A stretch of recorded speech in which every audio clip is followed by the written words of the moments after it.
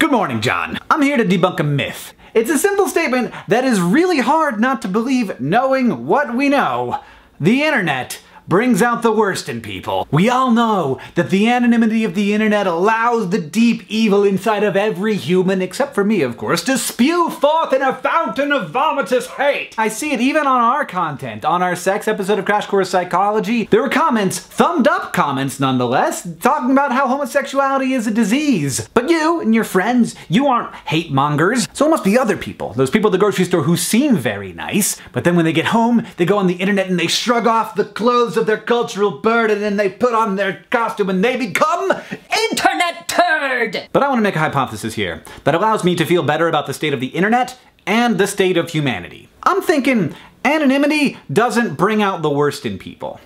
It just brings out the worst people. Imagine, if you will, a D-bag. This person goes on the internet and he says nasty things to people. He's racist and he's sexist. He doesn't have a lot of friends because he doesn't like people, and people also don't like him. In the physical world, this human is entirely invisible. We have no idea they exist. He doesn't want to express his beliefs in the real world because they are unacceptable. But on the internet, he not only gets to express his views to lots of people, those people then engage with him. It's a kind of exercising of power. He gets to get a rise out of people. It's thrilling. It's not scary like doing it in real life would be. It's a rush. This person isn't like a sweetheart all day long and then goes home and becomes a D-bag.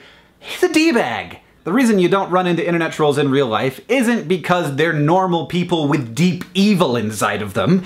It's because trolls don't talk to people in real life. Because nobody likes them. This entire episode is conjecture.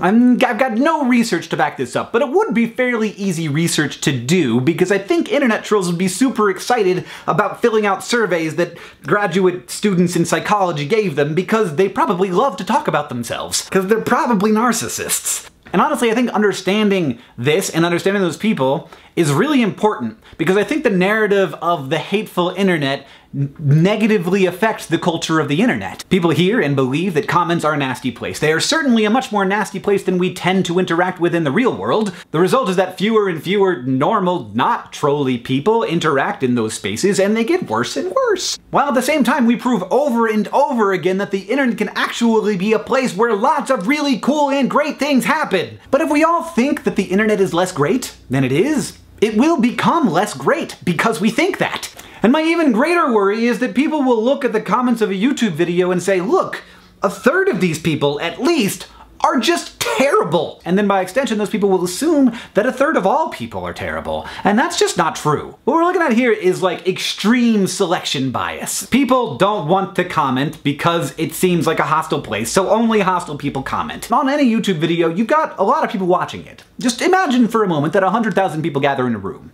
It's a stadium, a very large stadium. Now, what are the odds that there aren't gonna be some bad people in that room? Zero. They're gonna be bad people in that room. So it shouldn't be too much of a surprise that when 100,000 people watch a video, some of them are gonna be racist troll turds, and they're gonna leave mean, nasty comments. Now, a big problem here is that YouTube has lately been promoting discussion rather than how many people thumb up a comment. So a comment will end up way at the top of the video because lots of people are discussing that comment. That isn't usually because there's a good discussion happening there. It's usually because that first comment was extremely inflammatory and wrong, and people are arguing about it. And the trolls are loving it. That's an algorithmic problem. I don't know if they know about it, but it seems pretty obvious. It's totally feeding the trolls. Like, the whole point of a troll is to try and get discussion because they want to get a rise out of people, they want that rush, and they want some human interaction, which they don't get in the real world because people don't like them. Let me guarantee you, as a person who has met a number of people, most of them, like 90% of them, are good. They're good people! Not because culture tells them to be good, not because they're afraid of being found out and they're waiting for that moment where they can be anonymously evil, but because they're people, just like you and just like me. John, I'll see you on Tuesday.